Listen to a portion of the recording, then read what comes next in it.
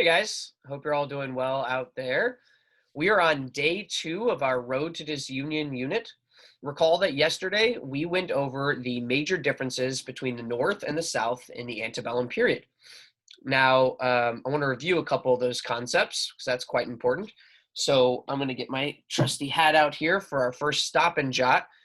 In your social studies notebook, I want you to answer this question. Which side had more cities and factories? Go ahead and pause and do that now. Okay, I'm going to assume that you got that down. The answer is the North, right? Recall that the North did not have as good of a climate for farming and as quality of soil, so they couldn't farm as much, so they tended to build factories instead, and they had fast-moving rivers, which were really good for powering factories, so that was really well suited to what they were doing. Second question for the stop and jot, which side had more farms, the North or the South? Again, when I put my hat on, pause the video and jot your answer down. Okay. The answer for this one is the South, right? They kind of had the opposite situation where they had a really good climate and really good soil. And so they figured this is the best use of our land is to just build a lot of farms and we can base our economy around farming. Sorry, I'm stuffy here. It's not because I'm sick. It's because I have bad allergies. All right. Anyway, I try to get through this. So I want to show kind of the flow chart of the stuff we talked about yesterday. And again, making sure we're remembering these key points. So remember, we really talked about how geography, especially when an area is developing for the first time, has a really big impact oftentimes on the types of economic activities or jobs that tend to develop in that area. And then those economic activities have an impact on what workers come to work there and whether a lot of cities develop or not, right? So again, the North, because they didn't have a lot of good soil and good climate for farming, they tended to then build factories more often on their land. And that was also helped by the fact that they had fast moving rivers that could be used to power those factories. Because they had factories popping up, they tended to get immigrants or former farmers to come work. And also because they have all these factories, they tended to then have cities build up around those factories, as well as railroads to ship their goods. In the South, because they had rich soils and a warm climate, they had agriculture or farming spring up as a big major economic activity in the area.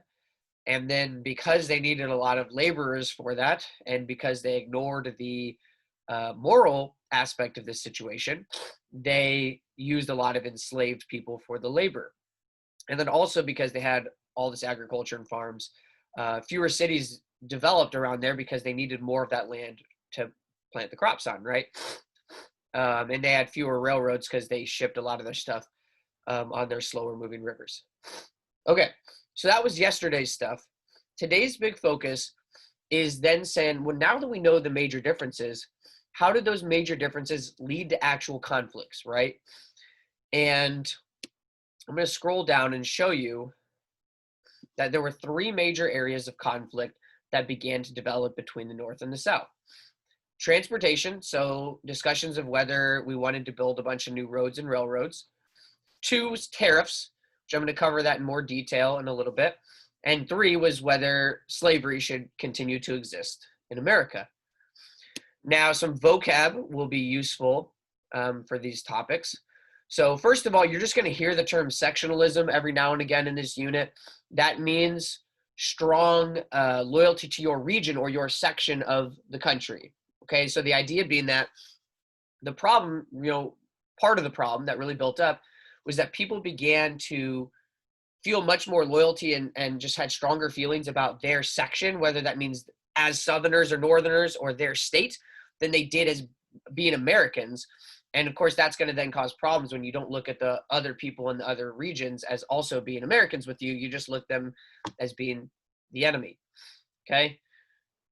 Tariffs, right? Tariffs are a tax on imported goods. So anything that you're buying, like a company's buying from a different country, as opposed to from other factories and companies in America. They're importing them into our country.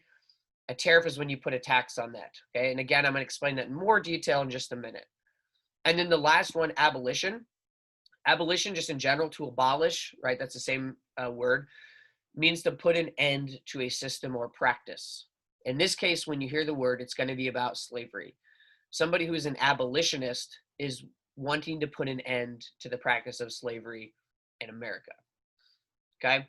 Now I'm going to go back to tariffs because tariffs is a little more complex, but certainly understandable. And so I want to make sure we really get it, because this is a concept that's going to come up a couple more lessons this unit. So this tariff idea is really important. So really make sure you're listening here. I'm going to use an example to illustrate how tariffs tended to work. And so, but first, again, I'm going to remind you that it is when companies are buying goods from other countries, it's when you put a tax on it so that they have to pay extra money to buy those goods from other countries. So why might a country want to put tariffs on imported goods? So this example hopefully will help you kind of see some of the reasoning behind it. And also we'll talk about some of the things that people don't like about it. So let's just think about today's day and think about car companies in America, okay? Car companies need to buy a lot of aluminum and steel in order to make their cars, right? Well, many car companies have often got their aluminum and steel from China, right? That would be an imported good. China makes a bunch of aluminum and steel. They ship it over to the United States, and then these companies, get it from there and use it. The thing about that is that they're getting their aluminum and steel from Chinese factories as opposed to American factories, typically because the Chinese factories are selling it for cheaper, right? And we talked the other day about how a lot of Asian countries around there tend to pay their workers lower wages, and so they can often sell their goods for cheaper money, cheaper costs. So, but that doesn't make American factories super happy, right? Because let's say there are American factories that are producing aluminum and steel also.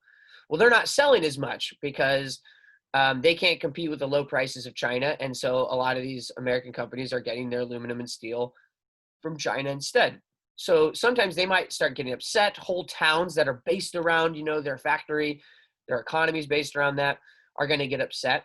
And so sometimes a politician will be like, okay, well, how do we make these factories happy? Well, we could put a tariff on all aluminum and steel that's being imported from a different country. And that idea being, they're saying that if you're a company in America and you want to buy aluminum and steel from another country, you have to pay an extra tax on it. Okay. And they're going to set that tax high enough so that now it's actually more expensive to buy aluminum and steel from China than it would be from an American factory. So the idea is that it's then forcing American companies to buy their goods, in this case, aluminum and steel, from an American factory instead of a foreign factory. Okay. And you might initially think, oh, awesome, well, that's a win-win, right? That helps everybody in America. But actually, it's more complicated than that when you break it down. Tariffs benefit some people in the country, and some people they don't benefit. And that's why they're oftentimes kind of a hot button issue. In fact, early in Donald Trump's presidency, that was a big hot button issue. He put a lot of tariffs on different goods, and some people benefited and they were happy about it, and some people really were not happy about it. So let's actually kind of break that down. I'm going to scroll down one more. And these are just some of the people who are kind of involved and either benefit or don't benefit from tariffs. We could go over even more than just this, but we don't have the time. So we're going to do some more stop and jots again. I'm going to use a different hat this time to signal the pause. And for each one, I just want you to, and actually, yeah, let's do all. Why don't we just do all? No, let's do one at a time. For each one, I want you to jot down whether they support tariffs or not, whether they would benefit from tariffs or not. So manufacturers means American factories. Go ahead. I'm going to put my hat on, pause your video, and jot down just for number one, yes or no, do they support or benefit from tariffs? Okay. The answer there is yes, right? Because I just talked about that in that example, was that oftentimes factories are the ones in America are the ones who would support a tariff because that means they're going to get companies to start buying more from them than from other countries. Okay, so we have a yes there. Now, companies in America might not always be happy about it if they're the ones buying the goods because they're going to have to then pay more money. But if you are a factory producing a material typically, or at least if you're producing the material that the tariff is on, you're going to be happy. Okay, how about the factory workers themselves? I'm going to put the hat back on. Would they support tariffs? Okay, hopefully you got your answer down in the notebook. The answer is, again, typically yes, they're going to benefit from it. The reason why is if their factory is now doing better, making more money, A, they're less likely to lose their jobs, so they have more job security because the factory is doing well. And B, they are also potentially going to get a raise, right? If your factory is doing better, you have a better chance of getting some higher pay for the work you do. So far we've got yes. I guess I should write those down. We've got yes and yes. Now this next one's a little trickier. You have to think a couple steps ahead. How about consumers, right? That just means like customers, the average person going and buying these products. So maybe in this case, in our example, the people who are buying the cars that are being produced in America, are they going to benefit from tariffs or not? I've got the hat on, so pause the video and jot your answer down in your notebook. Okay. So again, this one you have to think a little bit further ahead. So think about how these American car companies used to get their steel for cheaper, and then that's gonna allow them to make their cars and sell them for a little bit cheaper. But now that this tax is basically making it so it's not wise to buy from China anymore, they're now going to buy that aluminum and steel from American factories, which sold it for more money. And that means if they're paying more money for their materials, they're probably going to sell their cars for more money to the customers, to the consumers, to make up that difference, right? So when you have tariffs, the customers end up usually paying extra because it means the companies are going to have to sell their goods for more money. So generally, consumers, customers don't like tariffs because it leads to higher prices. And then we got one more, and I'm going to give you a hint on this because this one I think is even harder to figure out. With farmers, you want to think about from two different angles. One is they're oftentimes buying products from various companies, like tractors, plows, things like that. And also they're trying to sell their own crops, not only to Americans and American companies, but oftentimes to foreign countries who are going to import crops from our country. So again, tricky one, but give it a shot. Do you think farmers support tariffs or not? Jot your answer down in your notebook. Okay. The answer on this one is also typically no. Okay. And the reason why, again, is on both of those sides I talked about.